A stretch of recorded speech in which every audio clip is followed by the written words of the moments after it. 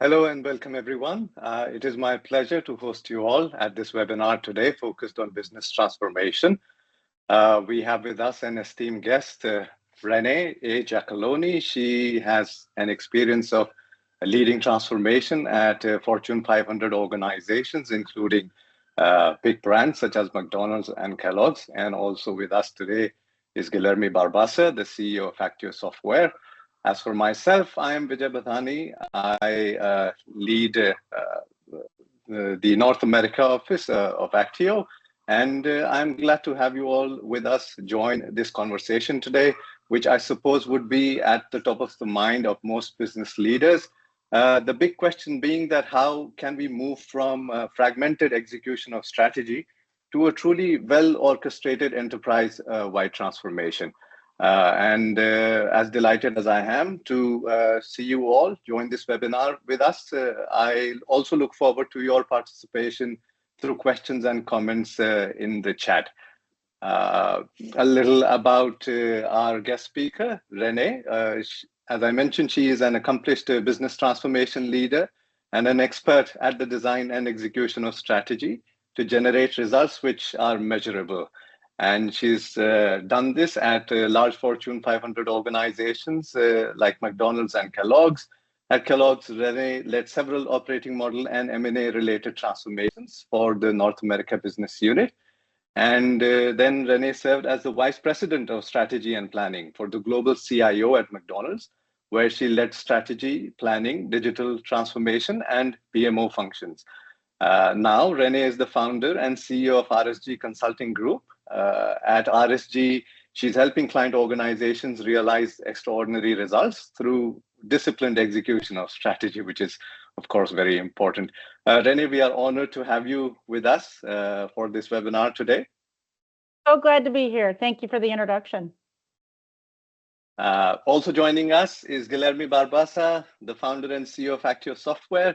Guilherme has over 20 years of experience in the design and execution of strategy and the improvement of organizational performance. Previously, as a partner at Falcone Consulting, Guilherme advised some of the largest national and multinational organizations in South America and beyond.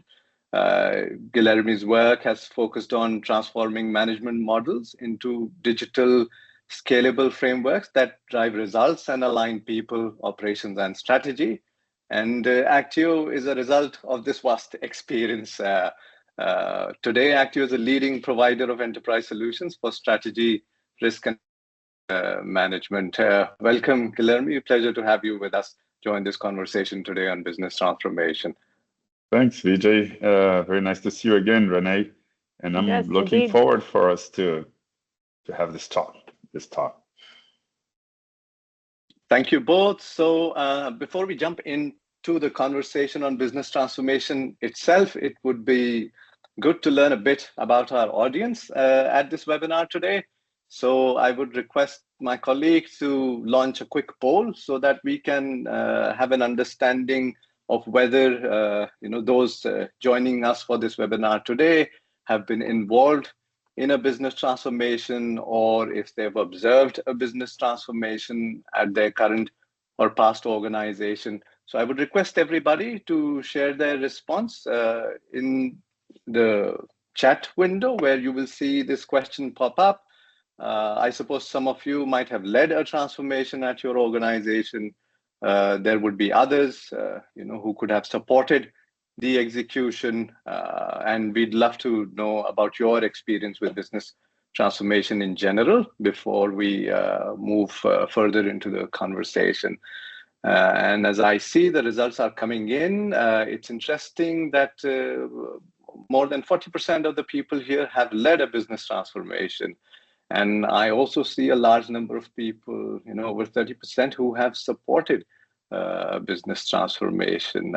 So I think this is going to be a really interesting conversation for those who have been involved in a business transformation in some way, and also those who are hearing about business transformation for the first time, because it is very much possible that sometime down their career, they will be in a scenario where business transformation will be quite relevant, and the key takeaways from this conversation today they will find to be useful and applicable.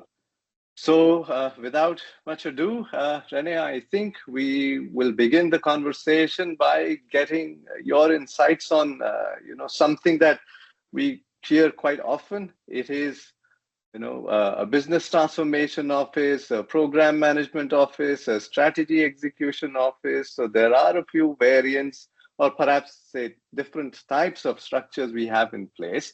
And maybe this is a good, foundational question to start this conversation today, that in your perspective, what is the difference between a PMO, a BTO, an SEO, and a strategy execution office? Do they differ in terms of their timelines, their objectives? If you could shed some light on this. Absolutely, happy to. They do have one thing in common. They're all three-letter acronyms, so we have that going for us. But let's start with the first one, the BTO, the Business Transformation Office. The key word, of course, is transformation. And transformation, and it's, by definition, is transformative. It's significant. You're talking about a multi-year investment. You're talking about going from changing what you do and how you do it as an organization in such a significant way that it touches almost every aspect of an organization. So how do you do that in an orderly fashion? And that is where a business transformation office is almost like an insurance policy to ensure you get the impact of such a transformation. You actually finish a transformation. And so a BTO, kind of by its definition, is somewhat temporary, although most transformations certainly take, and a true transformation will take 18 to 36 months long. It's usually a multi-year adventure, but yet it is still intended to end at some point. You move from transforming to perhaps more incremental change as a matter of business as usual. And so that BTO can be stood up, staffed with a senior leader, which is a great best practice. You need focus. You need somebody who wakes up every morning stressing and focused on the transformation agenda and objectives.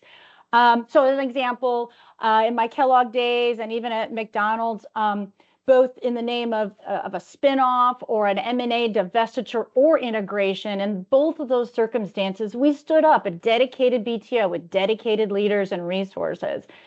McDonald's was going through and is still going through a multi-year transformation impacting every function in their organization. They not only have an enterprise BTO, but in some cases, there's a sub-BTO to handle some of the larger functions like global technology, which had 13 different concurrent work streams going on under just that transformation alone.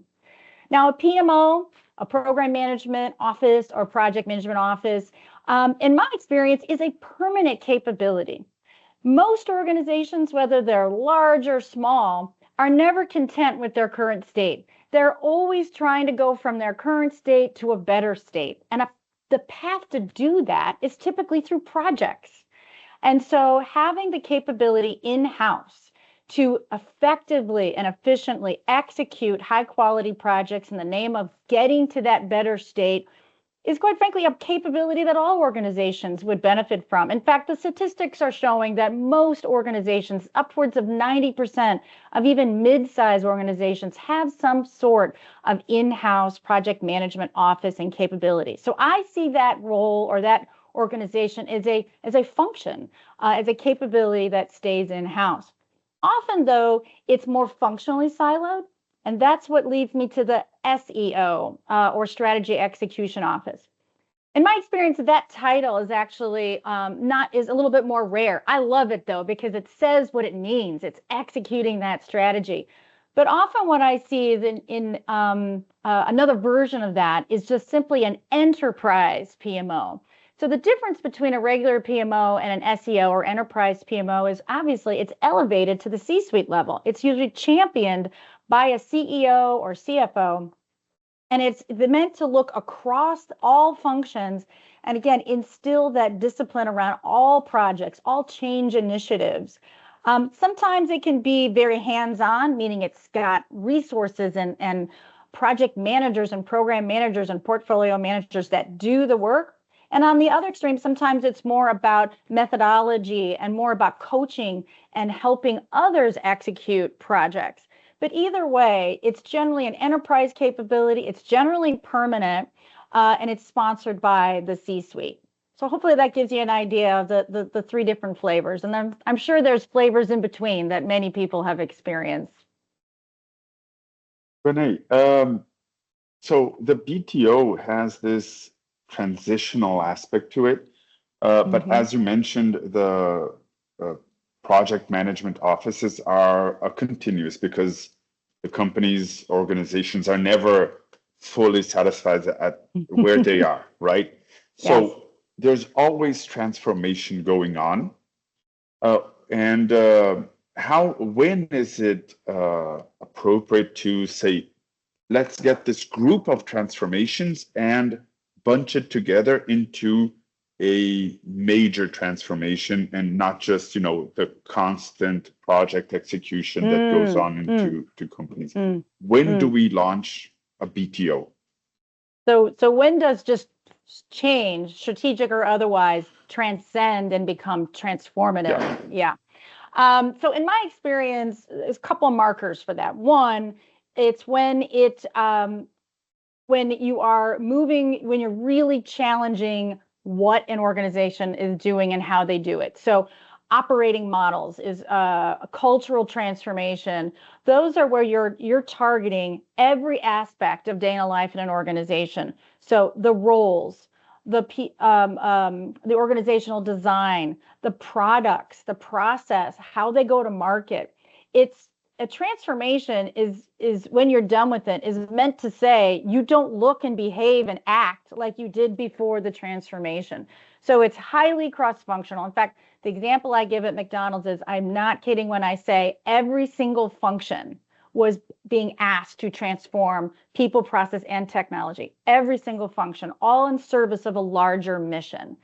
And so that's a perfect example where you might suggest that each function had a vision, had change they had in mind, but the accumulation effect of all of those changes resulted in the need to have a cross-functional level of coordination, especially when you're talking about the people side, change management, and the value props. You can't have individual transformations going on that might actually end up working at cross purposes, undermine each other, conflict with each other. So when there's that level of change going on, in my experience, it's best to level it up, have some level of coordination at the top, and implement a BTO to control the traffic, to help ready the organization in an orderly fashion so it's not chaotic. Hopefully that answers your question. It does. I've had the privilege of being a bystander in many business transformation efforts, right? Be it having a BTO or just using the standard structure in companies to try to implement the transformation. And some go very well and the objectives are reached, the goals are reached, and some go very badly also, right? Why? What derails these business transformation efforts? What are the challenges and obstacles that take it, off course? Yeah, it's a great question, and the list is long. But I'm going to try to organize it in kind of three categories. In my experience, I've seen examples of all three of these. So let's start at kind of a strategic layer. So believe it or not, the statistics are out there, and my observation backs this up. Sometimes a transformation can be defined in such a way that you don't have leadership alignment, that the goal is too vague, or the vision and rationale for this transformation actually exposes some of what I call natural tension in an organization. An example. Sales organizations like freedom. They want to negotiate with clients. They want to put their customers first.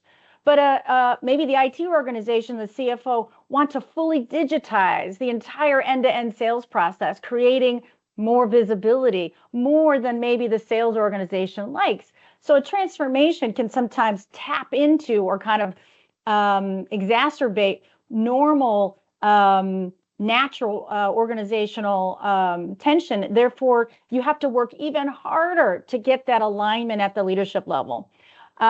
Executives sometimes, start to exhibit passive aggressive behavior, meaning they're behind it, but not all the way. And that also can be made significantly worse when you see leadership changes. Remember, transformations happen over periods of time. And I have seen it way too many times where we may be progressing, but then we have a key leader leave the organization. And now you got a setback. You have to realign with a new leader that might have a completely different vision. So strategic and leadership alignment can undo a transformation very easily. The third theme is around all things people. It is so easy to get in an ivory tower, to have senior leaders and very senior consultants define the strategy, set the stage, drive a transformation, but they do it kind of in a clandestine way. They leave out some of the key people at the operational level of the organization. They kind of leave them behind sometimes. The people also can just get overwhelmed. I mentioned 13 work streams going on at the same time in global technology, right? At McDonald's. That can overwhelm an organization. So change fatigue can play out and really undermine the progress. BCG did a study. One of the key markers of a successful transformation is what happens after the 1-year mark. There's a split in the stats. Many organizations lose momentum, and it's largely because of kind of change fatigue. Other things distract them, and we just forget about engaging the people who actually are impacted by the change. The third theme is execution. Look, we know not every organization has that project management discipline. Some may get that discipline on the back of a business transformation. That's how the capability comes to be. And so in the beginning, I have definitely seen a couple of errors in the execution space.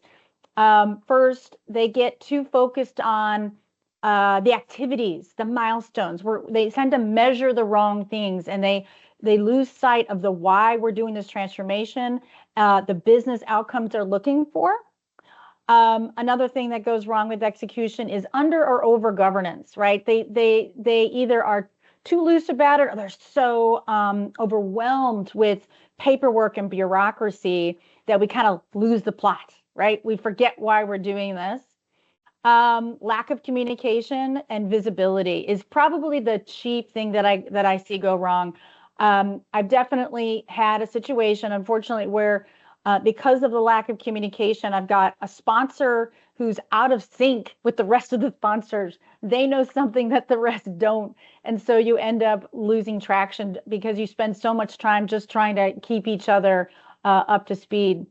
So strategic alignment, forgetting about the humanity, the humans involved and impacted by the transformation, and then just fundamental execution errors. I call those, self-inflicted wounds. Those are super avoidable with just some good discipline, good visibility, and fit for purpose governance will go a long way in avoiding some of these mistakes. Thanks, Renee.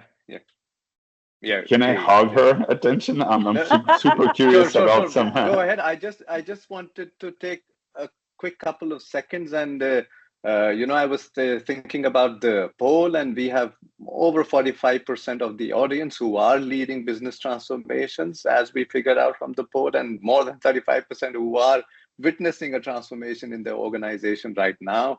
Of course, thanks, Renee, for all these nuggets of very distilled, knowledge from your experience at these Fortune 500 organizations. I would encourage our audience to share their questions, their comments, their perspectives in the chat, and we will try to pick up some of these things for our conversation towards the end of the webinar, if time permits. So I would encourage everyone to share as much as they can, ask their questions in the chat. Stop myself there, Guy, and please go ahead. Well, you mentioned that some of the obstacles are very people-oriented, right? And what are the main change management tools that that are effective in this business transformation effort, since we already know like that within a year there's this bifurcation, right, of things that go well and things that start losing strength. So what are the best practices specifically of change management specifically for business transformation? And also what level of maturity in project management should a company minimally have to try a transformation, to go for a transformation? Yeah, it's a great question. Okay, I'll take these one at a time. Let's talk change management. I mean, a transformation is change. It is all about change. So first, just acknowledging that there are good, better, and horrible ways to implement change. And there are experts. So one of the things I see is that with change management, the actual behavioral science-based change management best practices are an afterthought. So my first advice is make it the first thought. Invest in the right change management partner and process and tooling. Some of those that I suggest, and there's lots of disciplines out there, quite frankly, most of the methods, whether it's ProSci or LaMarche or Cotter, are all centered on the same principles of humanity, of how humans respond to change. And so the method isn't as important as the discipline around using whatever method you have. So it's get on it early and use a methodology that fits for the culture, that fits for the type of transformation, and have the discipline to stick with it. The third suggestion I would have is don't over-index on confidentiality as much as you possibly can. I understand that many transformations have very sensitive components to it. You're talking about often organizational change. But I've witnessed this so many times where we go off in a conference room, we redesign the world, but we're doing it with such a limited lens. I mean, the facts are the higher up you go in an organization, the less you really understand the inner operations, the middle management part, right, of the organization. And so my encouragement is to find a way, if that means you have to tap representation at different levels in the organization and put them on NDAs to engage them earlier in the process to help ensure you don't have a blind spot. And most executives, taking nothing away from CEOs as I'm talking to one, just have blind spots. You cannot possibly be that knowledgeable about every single thing that happens and how it happens. And so find a way to practice some inclusion in the transformation process so that you can mitigate blind spots. And then the last thing I'll say is, communicate. You cannot communicate enough. I practice the strategy. I think I call it like 3 by 3. You have to send messages 3 times in 3 different channels. Is a little matrix that I put together when I do comms plan. So you may need to hear it. You may need to see it. You may want to read it. So 3 channels that help employees and stakeholders understand what you're trying to do. And repetition is key. Some people are like, oh, we just gave that message out and there's resistance that we're overwhelming them. I would challenge that and say humans need repetition to really internalize what you're saying. They'll learn something a little bit new, even if you send the same message out 3 times. It'll start to resonate over time. So I cannot stress enough the need for over communicating and repetition as a tool to engage the organization and recruit them into the mission.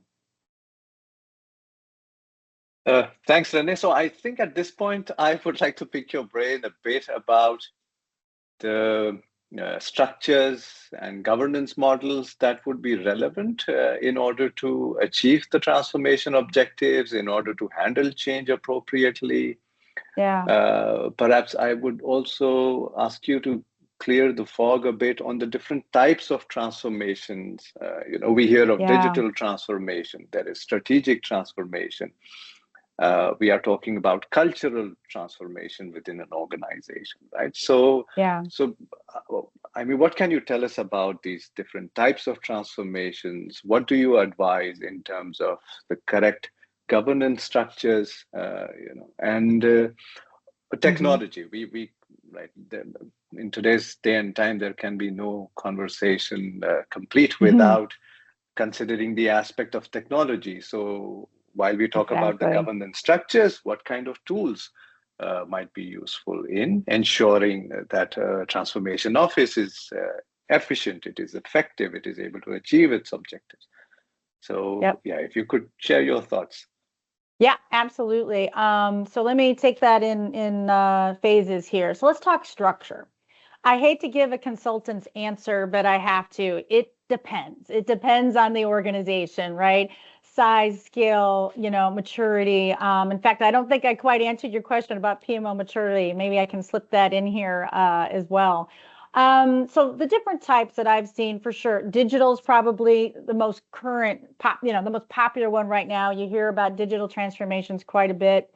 And so I kind of break it up into digital, kind of a strategic would be more of a operating model top down. There's even cultural. I've been through a few of those. And then at a lower level, operational. So when we talk about a digital transformation, and I just was participating in one, at McDonald's, it all starts with a North Star vision. We break that down into objectives, and that was broken down, as I mentioned a couple of times, into 3 work streams, and then initiatives and start to fall underneath. And so, like most work, it's best to start high level and start to deconstruct the work into logical layers. That way, you can give you can divide and conquer in terms of ownership, logical ownership. So digital, we had a 1-page message map that started with a very clear vision, and then we started to deconstruct the how, and then it's always the foundation is the value measurements. So if we do all these things, what is the outcome? What are we expecting to, what is supposed to be different when we have transformed, right? And how would we prove it with measurement? Dollars, cents, statistics, data, right? How would we know that we've been transformed? The answer to that question is really the foundation of the entire transformation. A strategic one, like when you decide to enter a new market, or take on a new product, or even divest a product in the spirit of focusing on another product, right? Those are more strategic transformations. And again, what I see there is like there's a clear objective, C-suite ownership, a clarity that there's a single person accountable for executing that strategic transformation. That tends to decompose into a portfolio of work and then initiatives. Culture is a favorite one of mine. So at McDonald's, we had a commitment to creating an inclusive workforce. So this is kind of a cultural transformation. We were not content with current state, as we've talked many times about. And so that looked like every leader, senior leader, and then all the way down, cascading all the way down to every people leader, had a commitment of certain behaviors, a certain expectations. That translated into individual goals that were reviewed, and leaders were held accountable as a part of their OKRs on an annual basis. So it's still transformative, but it was more driven by the natural goal setting process. And then operational, I have a great example for this. So at Kellogg, we had our retailers were frustrated with our on time and in full performance. Okay. And so that's a metric driven. So that KPI was off track. And so we had to target that. And it still kind of met a transformative definition because I needed 6 different functions to do something radically different than what they were doing before in order to radically change that performance. So that also looked like, here's an improvement target. Let's decompose that into what are the initiatives that it'll take, who's going to drive those initiatives. And then we stood up a kind of a BTO capability around it to drive the change.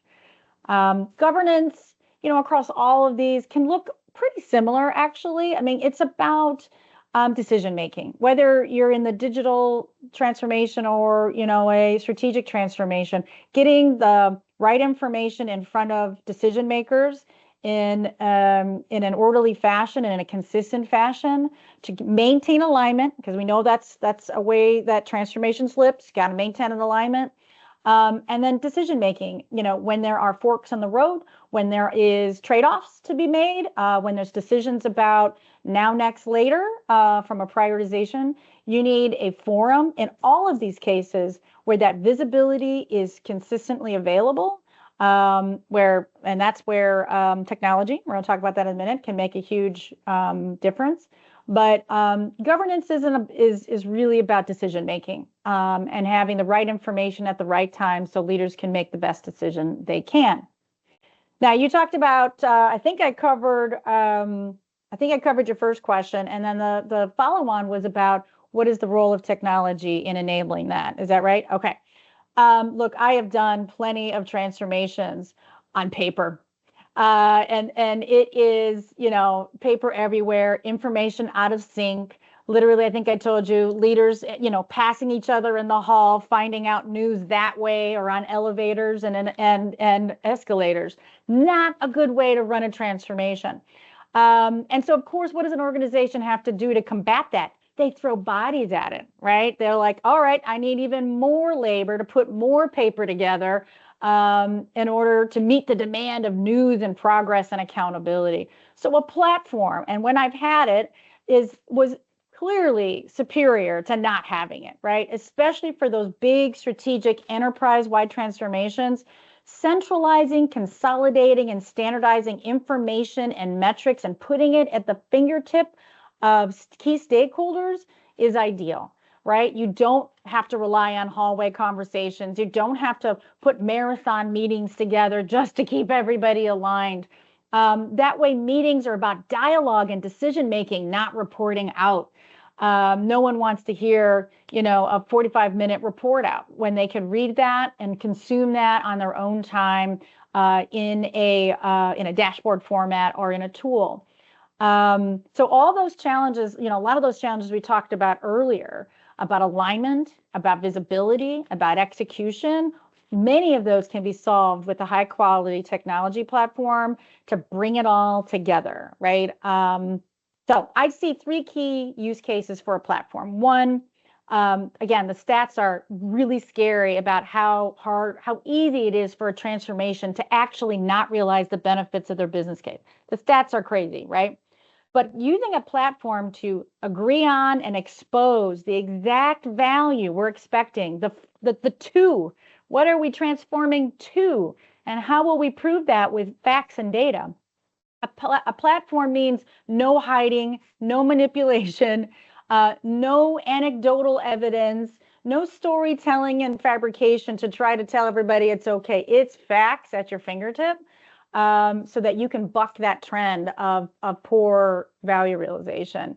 Accountability, the actual OKRs and goals that those C-suite and senior leaders are being asked to deliver on as a part of a transformation. How cool would it be if those were all visible to everybody, so that the laddering up and down within the organization is visible and aligned to the mission of the BTO? And I'll say it one more time. The obvious and most compelling use case for a platform is visibility to all of the above, right? At the executive level, all the way down to the operator level. I think I answered your question. Great, thanks, Renee. In fact, I've been a part of some major transformations involving the public sector, large financial institutions, technology companies, and actually, I thought this would have been a thing of the past. But I'm surprised even when I have conversations with, leaders in large corporations today, the amount of dependency on tools like spreadsheet, PowerPoint, it still surprises me.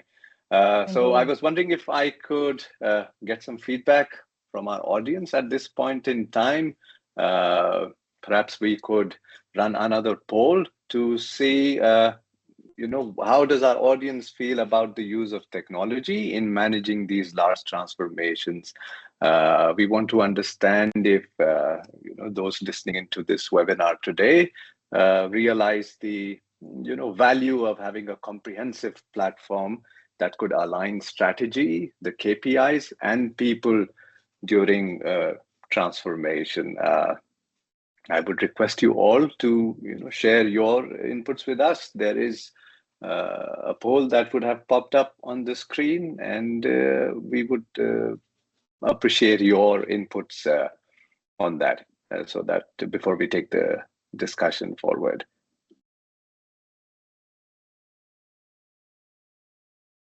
All right, so I see more than 60% of the people agree with you, Renee, that technology now is central to managing a transformation in a manner that is efficient and eventually effective. So glad to hear that. Quite a few people still tend to gravitate towards spreadsheets and PowerPoints, but I think with all this change that is coming in with agentic AI, I think pretty soon we'll see a huge shift in how these programs are managed and executed, and reporting is done. Great. All right. So perhaps it's let me have a segue here. We're talking about business transformation, right? And how we began talking that this is intentionally, it has an end, right? 18 to 30 months, as you put it. What then? What comes after? You implement a series of practices, governance. How do you transition that into the day-to-day, and connect all of this effort into standard processes, standard governance, and routine? How do you make this transition? How do you end, right, the BTO? Right. I love this question. And I think I can actually include some of the answer to your question about PMO maturity, because there's a connection here. So let me start with that, and I can pivot to the post transformation. So organizations that have a functional PMO, often in the IT. So McDonald's had this exact example. We had a very effective IT PMO. I ran that. And then here comes the enterprise transformation. So there was a ton of collaboration and synergy there. Best practices coming back and forth. There was alignment. And as they implemented a tool, it was born in IT, but then it was transcended to the enterprise. And so there was an immediate synergy there. In other organizations that I've seen where there was no PMO as formal as that, I've seen the reverse. The BTO started, as you said, establish these practices around running change and transformation, and so many of those became BAU, and in fact, a PMO then was born because they saw the value of it. If they weren't convinced to dedicate time, money, and resources to a permanent capability after a BTO, after a transformation, often they are, because they see the power of it. So let's talk about the post-transformation world. How do you end it? And I'm a big believer, even as I run PMOs, one of the things I preach hard and teach often in my classes is the definition of done and a graceful exit. You've got to end a project. And this is no different. It has to have an ending. Otherwise, it's just ongoing forever, and it's aimless at that point. So a couple of observations with business transformations that I've noticed. One, even big programs for that matter, don't assume that every shred of change, every nuance, every little bit of change is going to be accomplished under the banner of the transformation. There's always what I call carryover, kind of unfinished business, fine-tuning, embedding, perfecting, right? If you wait for absolute perfection, literally the BTO would never end. And so there has to be an acknowledgement and recognition that there's kind of what I call carryover. and then a transition into be a business as usual. And then the other observation is, I think we've said this in a couple different ways, a transformation impacts nearly all functions and all employees, right? I mean, that's why it's called a transformation. And so as a result of that, the organization learns, grows, experiences a transformation in all the practices they're in. They acquire new capabilities, right? And so my encouragement is, as you're planning your exit and your transition to business as usual, it really is about taking I call it the best of, and then operationalizing it. So a couple of those examples of the best of, I think I've said this a couple of times, and I'll just keep saying it.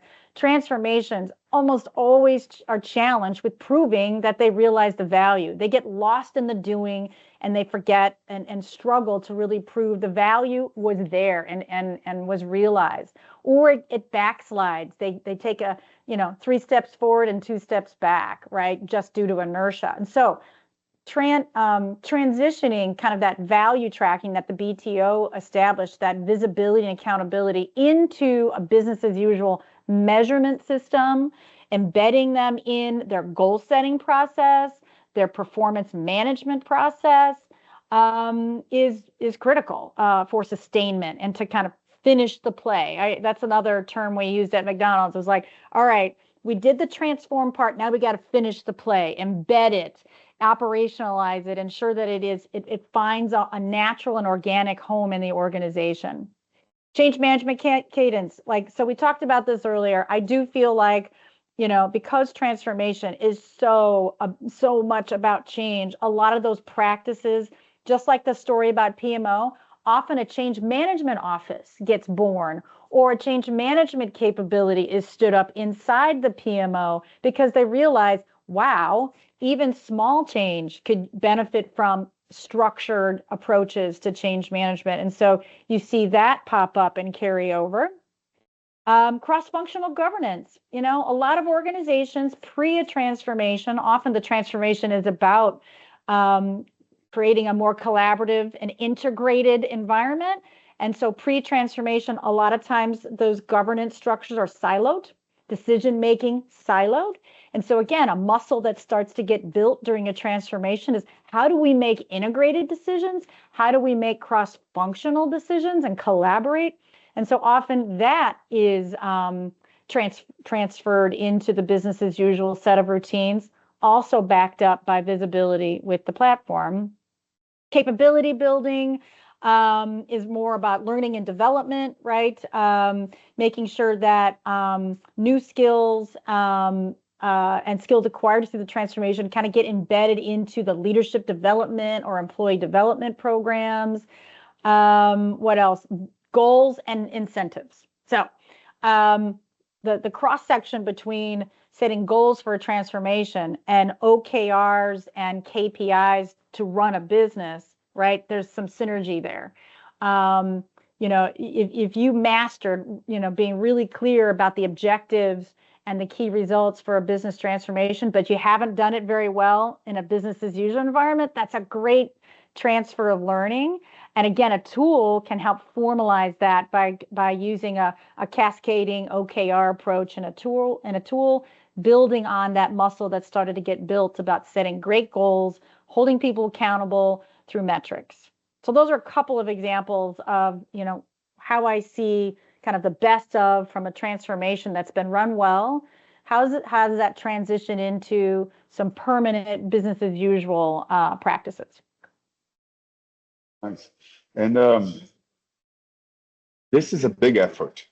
It's a big effort. It stirs a lot of things in the companies. It takes people out of their comfort zones, and it puts on top of the company's operation a bunch of projects, right? So on top of having to deliver to the market, they still have to do the transformation on top of that.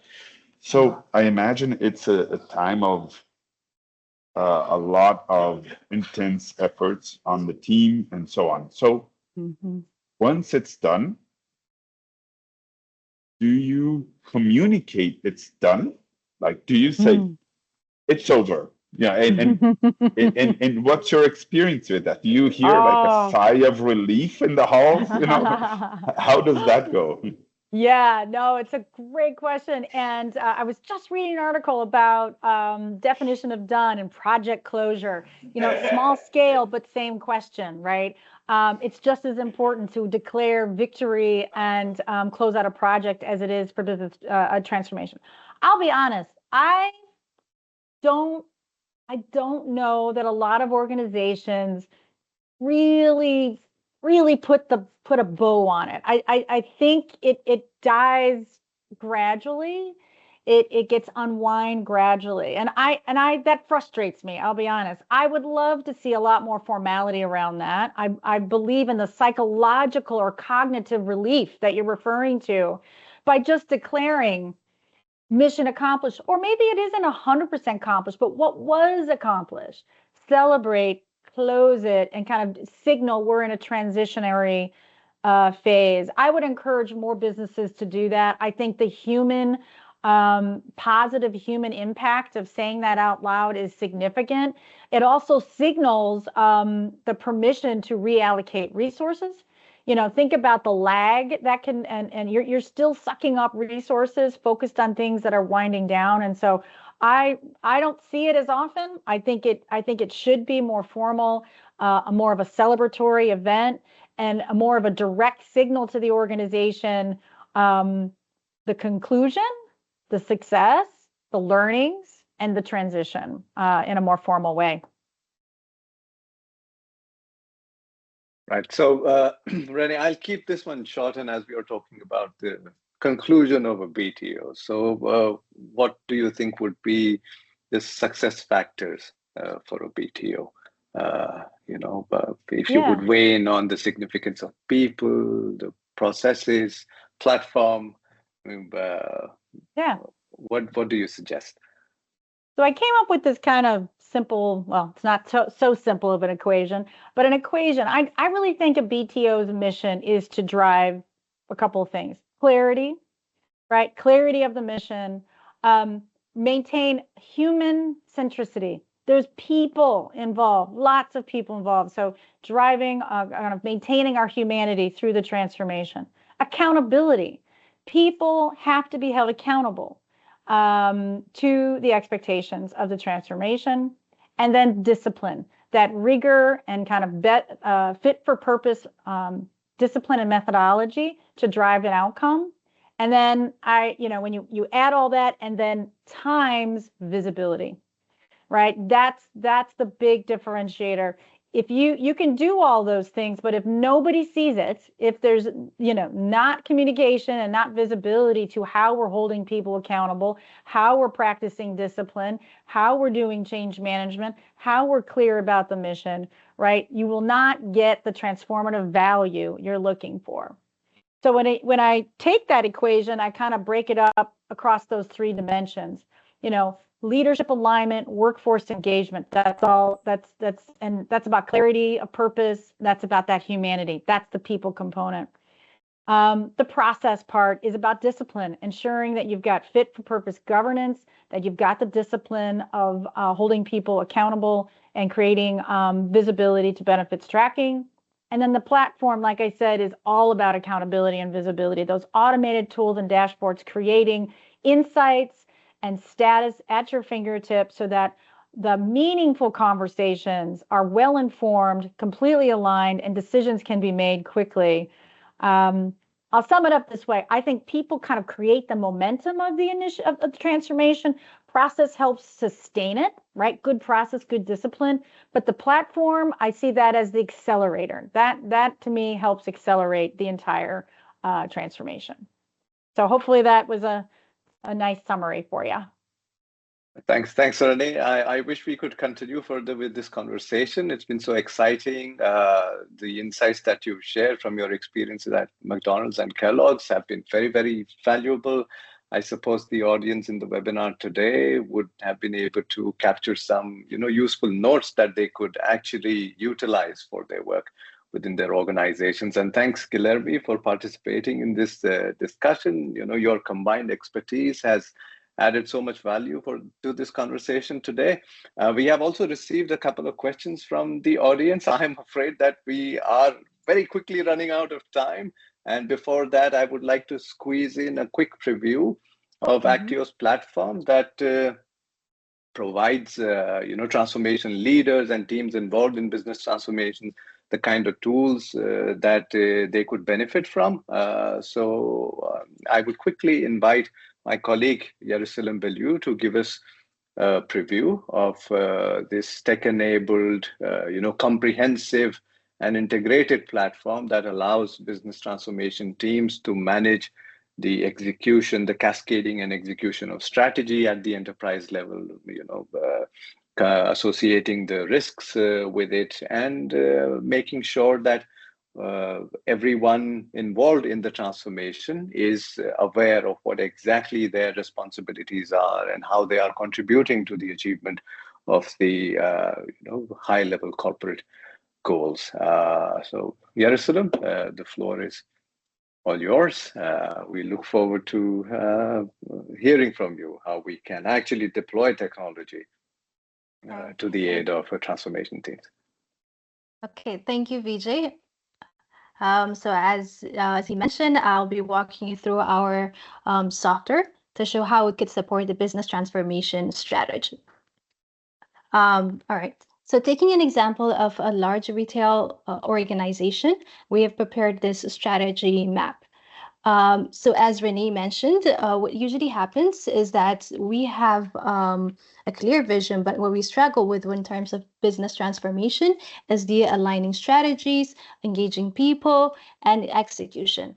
So this is where Actio comes to help us with this platform. So what you're looking at is strategy map, focusing on customer-centric growth, sustainability, operational efficiency, and workforce productivity. So at a glance, we're able to see where we stand in terms of achieving our objectives, right? So for each perspective, there are associated objectives, and the color tells me like whether I'm achieving my goals, whether there is a deviation from my goal, or what actually needs my immediate attention. Right. So on the left side, it shows me like my month-to-month or period-by-period performance. And the left side is the accumulated. So from here, I'm able to understand that, okay, for this month, there's a big goal deviation, but the past performance must have been good because the year-to-date or the accumulated performance is good. Right, so we're quickly able to draw this type of insights by just looking at a dashboard. So it's not just that. We can also deep dive into the specific objective, cascade our goals, see the associated projects and risks that are contributing to these objectives. So next view, what I wanted to show you is taking a closer look at one of our perspectives, the customer-centric growth. Okay, a dashboard. We have another dashboard here. All right, so I see the 3 main objectives that I have and the KPIs that are driving it, right? And which I can see which one is on track, behind, or it needs my immediate attention, right? So what you're seeing here is that a number of widgets that we are using to tell a story of, okay, my goals, what are the key indicators or the data that I always need to flash out, right? So what are the things that, okay, every time we need to add a comment, write it in a report. But as Renee mentioned, like using like multiple PowerPoints and presenting that could take a lot of time, right? And also it creates an information silo, but with an integrated tool, we're able to see everything on time with a clear visibility. Right. So what I've seen is the KPIs, but in business transformation, what drives executions are my projects. Right. So here I have 3 main projects. I'm able to see their status. Both of them are delayed. Right? And I know who's the person responsible for it is when I'm expected to execute the actions. So we're able to get that kind of insight by just looking at this dashboard. Not just that, but I also have risks, right? I see the heat map of a risk that are threatening my objectives, right? Not just that, my mitigation actions, right? Are they on track? Do I have controls? Are they being measured? I can get all of that in an integrated platform, right? So not just that, if we wanted to see the relationship of an objective, to see like exactly what are the KPIs, not just that, also the operational level indicators that are contributing it, have visibility on all levels, it's possible to do that, right? So if I open the relationship, I'm saying that I have this KPI, these KPIs contributing to this strategic objective. So I see that there is a deviation in my goal, but the main reason is this specific KPI, which is gap in order fulfillment, right? I can cascade this further and see which indicator actually contribute to it. So from here, I'm able to understand there's no gap in the inventory accuracy, but the problem is in the errors of order, or it's in delivery, right? Okay, so what can I do about it? So I know that the sales manager, Cecilia, is responsible. I can expect her to fill in a deviation report. So what are we going to do differently next month so that we don't, same thing doesn't happen, right? So here, okay then. So this is actually an interesting thing I want to show you. We have this integration with AI. So that could help us with our cause analysis, right? At different touch points in our software, we have this AI integration that could act as virtual consultants. It's trained on strategy management best practices.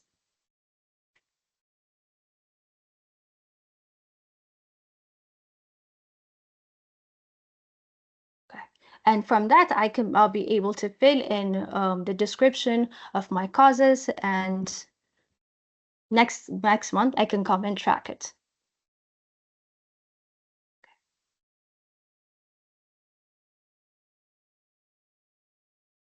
So as I mentioned earlier, I have these objectives. Earlier in the dashboard, we were able to see for those 3 objectives, what are the projects? But here, what I'm looking at is like which specific project contributes to this specific objectives, right? These 2 projects are here. I can see their performance, who's responsible for them, all right? And then which specific risk threatens the execution of this project. I can see that what is my risk evaluation, are my risk under control. It's possible to get all that kind of view. So what we have seen in this dashboard is that creating a visibility across every level in the organization so that we can create accountability. Okay. So we have seen, I've quickly showed you that we started from our strategy map, have our objectives laid down.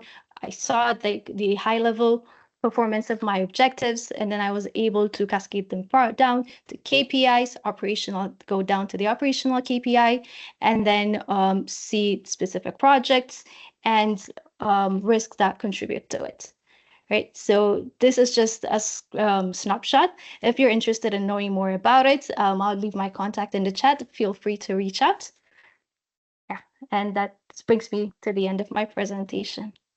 Thank you, Giacalone, for that quick preview. And I wish we had more time, but I would apologize to the audience here. We have received some interesting questions. I was wondering if Renee, you and Guilherme have maybe another 10 minutes available. We could look at some of these questions if that is possible. Yeah, all right. I'm available. Keep going.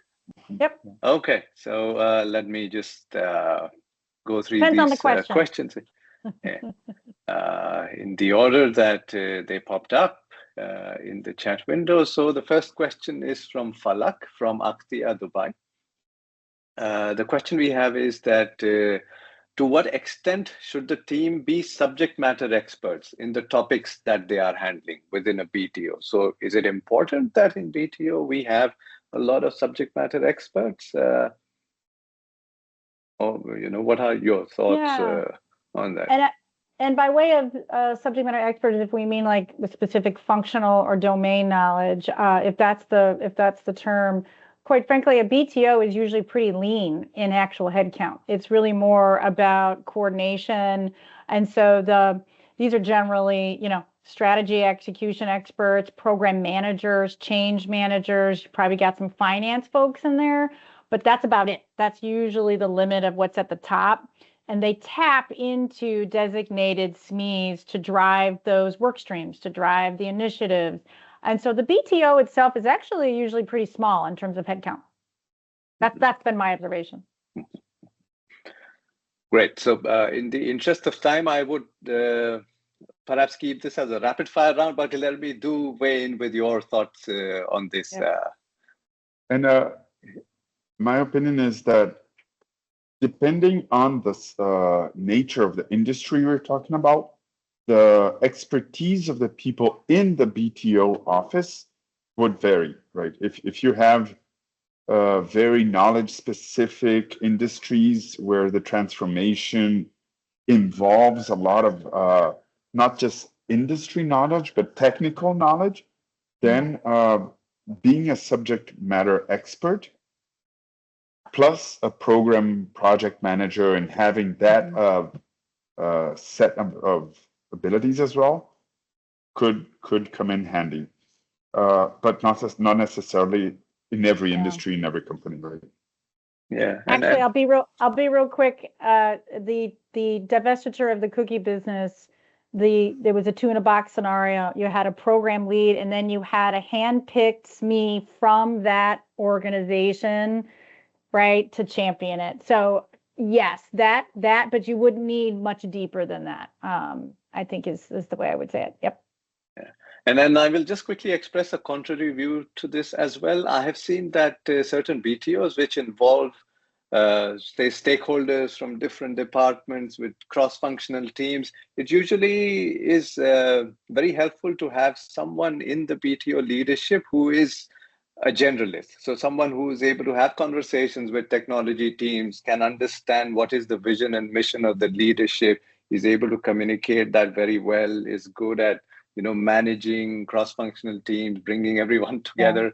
So as opposed to subject matter experts, of course, they bring in a certain kind of value, but in terms of running the BTO, I imagine generalists who have seen these things being done could be quite effective. Let me jump to the second question quickly from Adil. So Adil is a project manager. He is wondering that despite using project management tools like Jira and setting deadlines with teams, more often than not, these deadlines are not met. So is this something that, Renee, you've experienced while leading those business transformations, that people agree to deadlines, but they are not able to meet them, and how you have been able to deal with such situations? Yes. We know most projects are all about, historically on time, on budget, right? And so obviously timely delivery is a key component because it unlocks the value. So there's a couple of ways I've handled this. When I've worked with, workstream leads, and we're putting those milestones together. So there's a difference between a task and a milestone. And several tasks are usually there in leading up to the achievement of a milestone. And so first, I would anchor your all of your energy around milestone achievement, because those are the critical path items, right? And be less obsessive about individual tasks. I know that sounds counterintuitive to project planning, but you'll make yourself crazy trying to micromanage at the task level. So that's number one. And so when I see tasks starting to slip, you're absolutely right. That is a moment to inquire the why. What's the root cause analysis, and what's the material impact on the milestone is the next question. Is this putting that milestone in jeopardy, or even the ultimate go live in jeopardy? That's obviously the biggest question. But generally, it's the next milestone that you should be asking about. And so I don't think it's realistic to hold people accountable to that level of precision at the task level. I think that you got to practice some freedom within the frame. But I also will not tolerate the continuous movement of the goalposts of milestones. Milestones should be escalated when they are at risk, and there should be some level of discussion about the implications of moving a milestone. And then, yeah, it is just intolerable just to keep moving them out. That's not acceptable. And so accountability does need to step in there. I'll stop.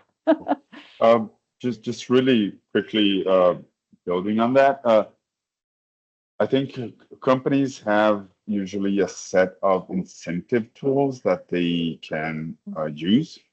So variable compensation, tie in these deliverables, not the tasks, but the big milestones for the projects with your variable compensation, for example, and align interests of who's executing for the company and the interests of him personally.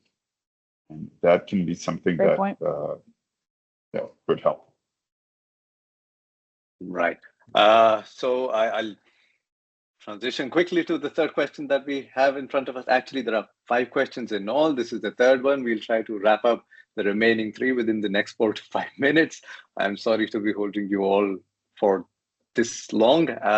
So the question from Johnny sounds very similar to what you earlier asked in this conversation today, Guy. So Johnny's question is that for growth, there must be change. So if the BTO assists with the transformation to growth, then does it fade away totally, after you've achieved that growth, after the objectives of the BTO have been achieved? So to me, this sounds very similar to your question about, what happens after the BTO, what it is that the BTO leaves behind. So any quick thoughts that the two of you would want to share before we jump to the 4th question? I think this one was addressed by Renee when we talked about, the end of the BTO. Lots of capabilities that were built can be shifted to new structures or transform the structure into new structures, right? I'm trying to repeat some of what she said during the talk, but I think this was addressed. What do you think, Renee? Any one concept? If you know how humans learn, if you think about, they call it the learning cycle. You start with, and I'm going to have to go slow to get this right. You start with being unconsciously incompetent. You're not aware that you're not good at something. Then you're consciously aware that you're not. Then you move to consciously getting good. Ultimately, like riding a bike from beginning to end, you get to the point of you don't even think about it. You just know how to do it. So in this context, how I see that is the BPO is like being consciously competent. You are deliberately introducing a new way of doing business or of operating in your organization to achieve this goal. And then eventually embedding it into the ways of working gives you the most impact, because now it's in the DNA, now it's in the management routines, and ultimately you get even more value out of embedding it. But it like any change, it goes through kind of that cycle of a deliberateness to then an unconsciousness, and that takes some time to do that. So I'll just offer that perspective as well. Thanks. And the next one is more of a comment instead of a question. So Alex says that the problem with change management in some institutions is to do with communication. So change management is something that we discussed during the course of this conversation today. And Alex goes on to say further that there are some who are well informed and have a tendency to misinform others or abuse the privileged information they might have, thereby creating resistance to change. I think we do come across this more often than not, unfortunately. In my experience, I've seen that these are usually people who could actually belong to the leadership of certain departments or functions, which will have its authority diluted because of the transformation. So mostly it is about protecting someone's turf, that once this happens, everything goes to a digital medium. So the kind of control that we used to exercise on this particular function will be compromised. But if there are any comments that the two of you have to share before we jump to the next question. on this. One thing, I'll add one thing to that. That goes back to one of the very first section about leadership alignment and maintain that alignment all the way through in active ways, not passive aggressive ways, right? And I think that's kind of the scenario you're talking about here. Humans are humans. That is, the people who are losing control and losing anything are going to have a reaction. And that reaction is going to be very human, very emotional, and it can manifest in behavior that undermines the effort. So the only solution I have offered to this is I actually did a change management. I did a transformation many, many years ago at Bank of America, where I'm asking an organization to radically change how they view themselves. They were going from being a customer service to a sales-oriented culture. And that shift scared the hell out of them. They didn't want to do it. They thought there was more virtue in serving, and they thought that it was more negative to sell. So I had major resistance to overcome. The solution I came up with, and it did work, is when you think about change management, you often think about zone. I call it zone, like it's mass communication to the masses. Individual change management is what is needed in that circumstance. Understanding the motivations, fears, hopes, dreams at an individual level is how you combat that. Finding that person who's scared, who's nervous, who's worried. And what I did is I paired them with someone they trusted to help them get through that curve, get to the other side of fear, of this unknown. But it can't be done in mass. You will not reach people with an email who are feeling that way. You need to find them. You need to pair them up and figure out with someone who they trust and respect, and help them get through the curve. That's the only way I've known to address that. The only thing I would comment on top of that is to plan for that, right? Assume it. Don't wait for the resistance to show up. Try to map out what power shifts are going to happen, what major changes that could make people feel threatened are going to happen, and be preemptive in going there first before the resistance is already set in. Well said. Thank you. Yeah, Renee, were you going to say something? I just said, well said. I concur. Yes. All right. Okay. So, I'm failing to meet all the deadlines that I'm setting here for ourselves. So this is the last question from Richard. Richard asks that as practitioners, how do we prepare for the AI tool integration into the life cycle of change during business transformation? So, how do we prepare for AI? I'll let you take the first stab at that one. Yeah. So there are some ground up capabilities that we should be building independent of transformation, right? Just getting people ready to work with AI. That would help any process, not just the ones being impacted. AI is something that is a major, like a core theme in many of the transformations that are being done right now. So one thing is just prepare people to work with AI. Yeah, get them technologically ready and emotionally ready as well, because it can seem a threat to many people, right?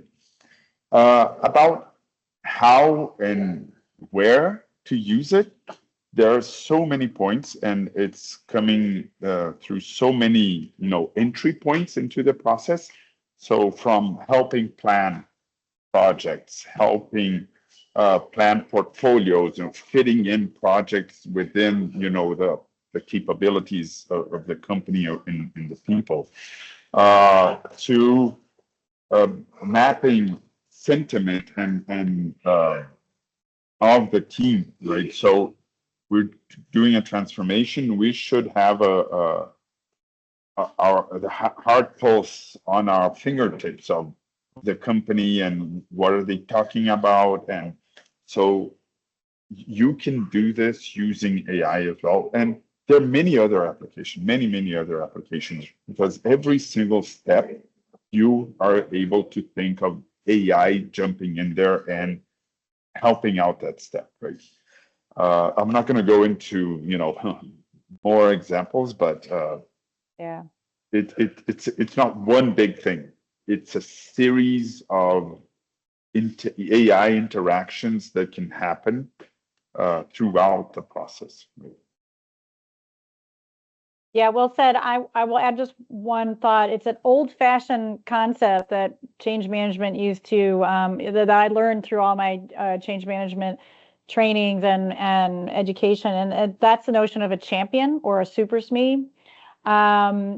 To have a go-to for, or I also call it phone a friend, right? It's maybe cultivating and encouraging a community of people who are leaning in out of interest and making them available to people. I go back to the kind of that same example, who are afraid or who are unclear, who are unsure, and making those SMEs more obvious and available to the organization. I mean, again, humans don't like to be told what to do. Yes, we have bosses, and we live in hierarchy, but at the same time, when there's a top-down message, often that's met with a little skepticism.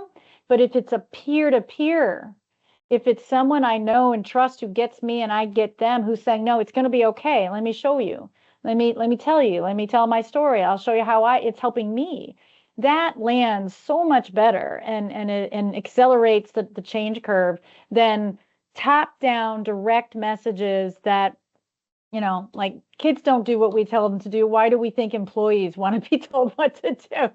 So I find peer-to-peer support or champion, encouraging that kind of a model can go a long way on anything. Insert name here, AI or any other type of change. Thank you, Renee. Thank you, Guilherme. I've imposed a lot on your time, so I will keep the conclusion quick. I also would like to thank the audience very much who stayed with us. For such an extended period of time, we usually don't see that. And have contributed with their questions and engagement in the chat to make this such an interesting conversation today. I hope you all leave with some ideas and tools that you can actually apply within your organizations. And we'll get back to you with information on how you can get in touch with Renee or reach out to Actio should you be interested in continuing this conversation around business transformation or other topics related to strategy execution and risk management. And with that, I'll just encourage you to follow Actio Global on LinkedIn. And you all have a great day. And those of you who joined us from the Far East, good night to all of you. All right. Thank you so much. Thanks a lot, Renee. Thanks, Vijay. Thank you. It's been my pleasure, everyone. Thank you.